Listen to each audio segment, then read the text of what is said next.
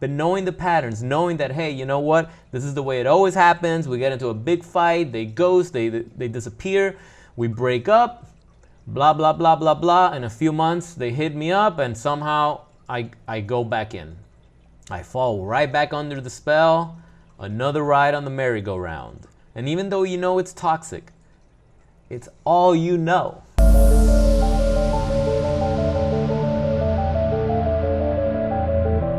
Hey, what's up guys? Welcome back to another episode of Psychopath Exposure. My name is Kita, and today I want to talk about narcissist hoovering. Seems a lot of people are asking me, Kita, like, why isn't my ex hoovering? Where is my Hoover? Where is my Hoover? I want my Hoover. It's quite funny because most of the conversations that I have, especially with the survivors in the community and those in my coaching program, is that I always tell them, like, I don't think the narcissist is done with you.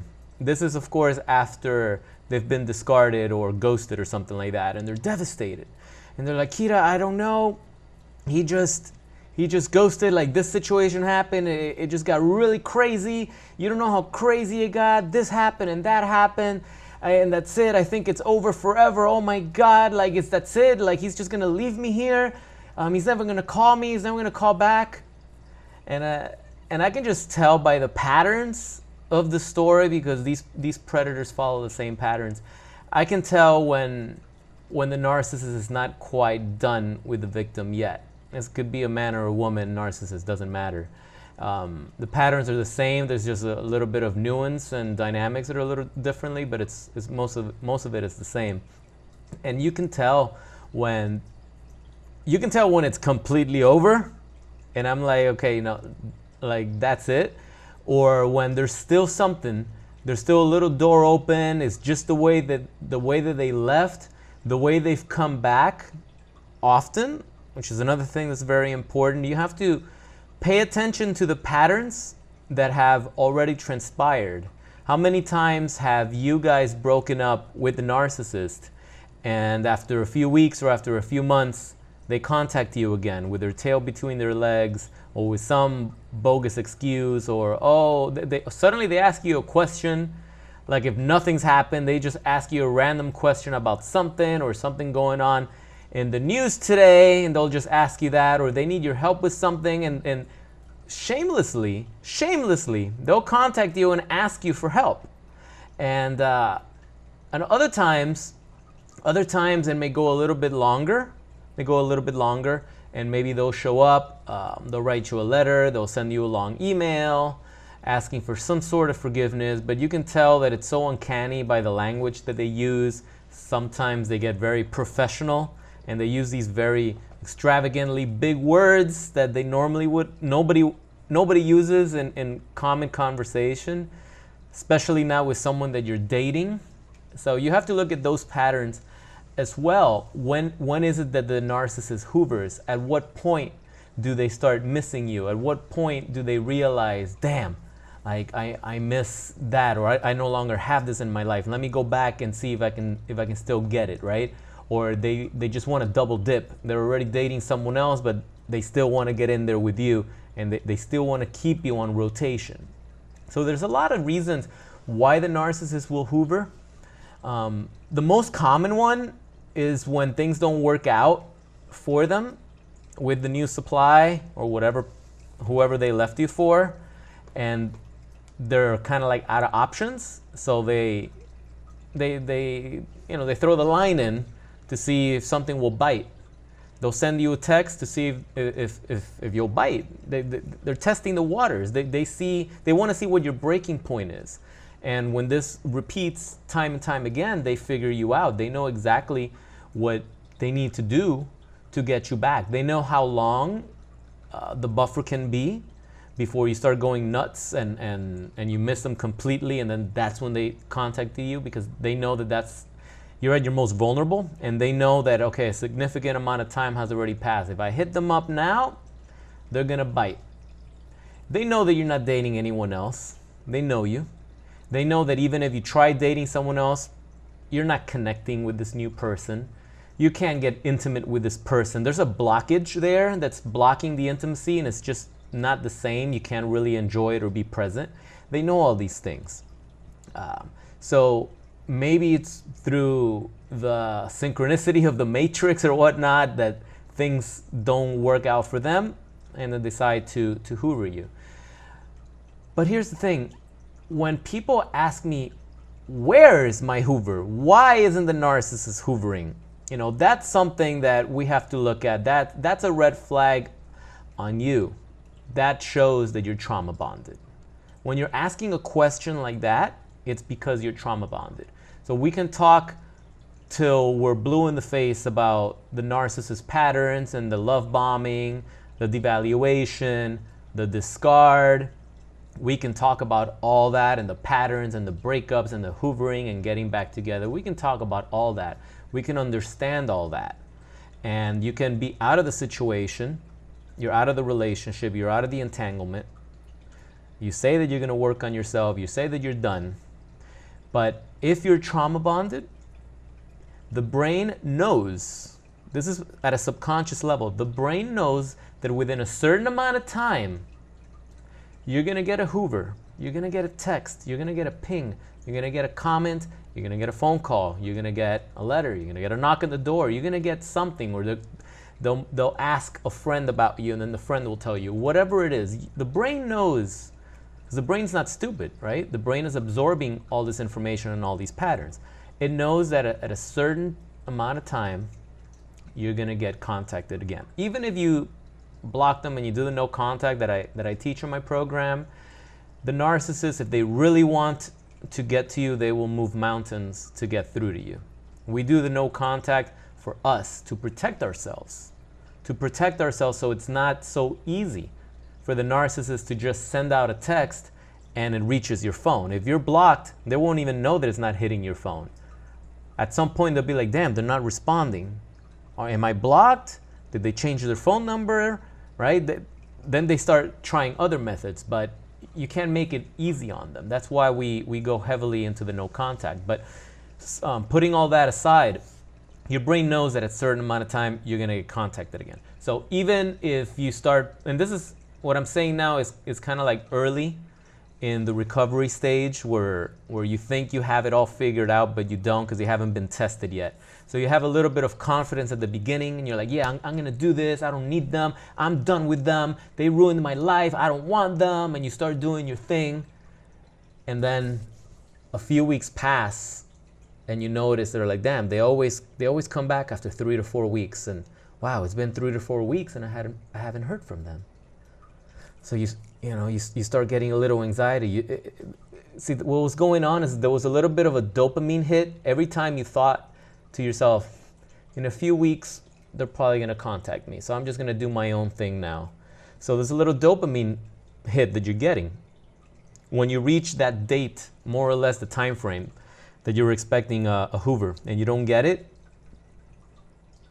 you guys know what that feels like. That's when reality hits and you're like, oh shit, this could really be over.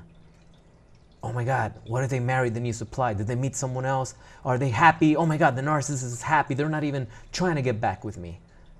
And then for others, it's a little longer. It's a month. It's a few months. It's 3 months. You get to 3 months and you're like, holy shit, it's been 3 months and I haven't been hoovered. This could be the end. Now listen to what that sounds like. Remember, we're talking about a dangerous, malignant predator. Some of them are psychopathic. That you should have no interest in even knowing. You should run from people like this. And then after a few months, you notice that they haven't hoovered you and it messes you up. Why? Because there was a little bit of comfort that you had knowing the patterns, knowing the sick patterns, because that's what they are, they're sick patterns.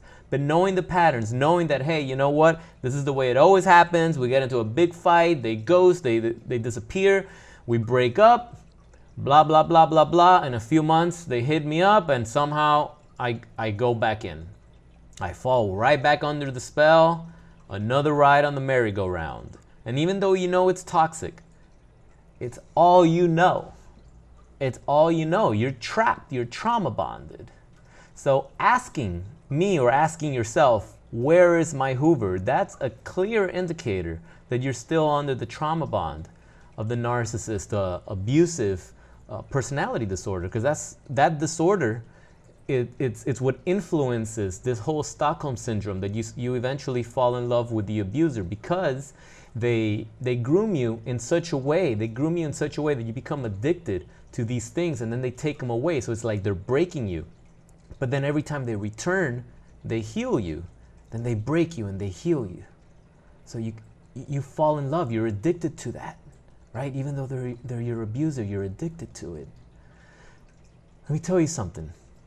One of the best things that could happen for you is that the narcissist never hoovers you again. Honestly, that's the best thing that could happen to you, or for you, not to you, for you. Because things in life happen for us, not to us. They happen for us because if we learn from them, we can turn our life around and become better than we ever were by learning from that experience, because these experiences prepare us for another challenge, for another test that we're going to have later. So you want better quality problems in your life, then you have to pass these tests, right? So you have to pass the test of the narcissist hoovering you and you not taking them back. But you also have to pass the test of when the months start stacking up and they're not hoovering you. When you realize that it's been a year and you never really fully gave them credit that they would actually go away for a year. You even though you wanted it to end, in the back of your mind, you felt that it wasn't a reality. It wasn't a reality for you to be without the narcissist for that long, because you've been with them for so long already that you're used to this shit. The notion that a year is gonna go by and no contact whatsoever, it's hard to swallow. And when it happens, you're like, holy shit, like, wow, this is really over. And it really messes you up. If you haven't healed, if you haven't done the work, you're gonna fail to realize that that's a gift. That's a gift. It's a blessing that it hasn't happened. It means that you have done the right things for yourself. The narcissist has realized that there's no coming back. They've realized, holy shit, I went too far. They figured me out. There's no way in hell this person's gonna take me back, so they're not even gonna try. Now, there are infinite reasons why they won't come back also. We have to realize that we do live in a world with infinite possibilities. So yeah, sometimes things are going magnificently well with the new supply. Sometimes things have gone left with the new supply and they've just monkey branched into another one and into another one and into another one. And at some point then they realize, oh shit, nothing's working out, but this one over here, this one always took me back. Let me try again. So even if a year goes by, 2 years, I've worked with some people that have told me that from 2 to 4 years, their narcissist ex returns. 2 to 4 years. Think about the patterns and the length, the longevity here. Is that a word, longevity? For you to figure out a pattern that stems between 2 to 4 years. That means 2 years go by and you're trying to move on with your life. Maybe you have moved on and bam, you get an email unexpectedly, randomly. When you least expect it, when you're at either your most vulnerable or you're kicking ass, you're finally over this shit, life tests you and they come back. Now imagine doubling that. Now it's been 4 years. I mean, how many times have you lost contact with a friend and 2 to 4 years later, because we have social media, bam, all of a sudden they hit you up on Facebook. It's like, wow, I haven't spoken to you since college, since high school. So that's not even 4 years. That could be 10, 20 years. You know, so it's a tough pill to swallow, but you do not want the narcissist to hoover you. You don't need that. That's only going to trigger you. It's going to set you back. And if you're not dating anyone, if you're not getting laid, it's going to be quite tempting. But you know how it's going to end. It's going to end the same way it always did, only worse. And you're going to feel really shitty about yourself too. You're going to feel really shitty about yourself. So I just wanted to cover that. A lot of people have been asking me about it. And doesn't really matter what they're doing. It doesn't really matter whether they're quote unquote happy with the new supply. It doesn't matter if they've moved to another country. It doesn't matter. Really, nothing matters. You shouldn't be concerned with what the narcissist is doing anymore. You shouldn't be trying to speculate, because that's what we do. We speculate, we create narratives, we ruminate and we create narratives of why they haven't. Maybe they actually respect you. I know that sounds comical, but not everybody with this disorder has an extreme case. Maybe they do respect your space and they want to leave you the fuck alone because they know that it's never going to work. They know you're too smart. They know that they have a problem and they're just trying to lock someone down that's going to give them what they lack, what they need, and they just know that you're not going to give it to them because you've wisened up. So they're done with you. They're done with you, and you're the one that should be done with them. If anything, you're the one that should be done with them. When you can look at the situation and actually tell yourself, I am done with the narcissist, then that speaks volumes for your self-esteem and your self-worth. All right? So pat yourself on the back if you've made it 3 months, 6 months, 9 months, a year, 2 years, and you haven't heard a peep from the narcissist. You haven't gotten a single Hoover. That is awesome. If that's happening for you, that's just amazing. That's incredible. Keep moving forward with your life. Never look back. Rejoice that you're finally free, because you're going to get stronger the more time goes by. And if they ever do, it's not going to affect you as much. And hopefully, if it happens, by then, you'll have a lot of tools in your tool belt. Hopefully a lot more experiences, a lot of challenges, a lot of tests that you've had to face in real life. Maybe other people, other narcissists you met, maybe other bad relationships, other toxic people you dated, and you cut them out quickly the minute they disrespected you or crossed over your boundaries. So you're going to be a lot stronger the day that comes. Remember, don't sit around waiting for a Hoover. Do not sit around waiting for closure. Do not sit around waiting for an apology that you're just never going to get. All right, guys, if you got some value out of this, I'd really appreciate if you dropped a like on the video. And I would love to hear your stories. Like I said, a lot of people have been asking me about this. So how did you guys figure this out for yourselves? How did you guys persevere and go those months or that year waiting for that Hoover until you finally realize, hey, you know what, that Hoover may never come, and I'm glad that it hasn't come. How did you guys pull that together? All right, I'd love to read your comments. And hey, if you guys want to work together with me, I always remind you I do have a coaching program that we work together through Zoom. If you'd like more information on that, just click the link below in the description, and I'll send you some more information on how we can work together. So I hope you're having an awesome day. Hope you're having an awesome weekend coming up. If you have any more questions that you would like to ask, just drop a comment below, and I'll read off some of the best comments and make a video if it gets enough popularity. All right, so good to see you guys. Take care. Keep moving forward. Stay strong. Never look back. And I'll talk to you in the next video.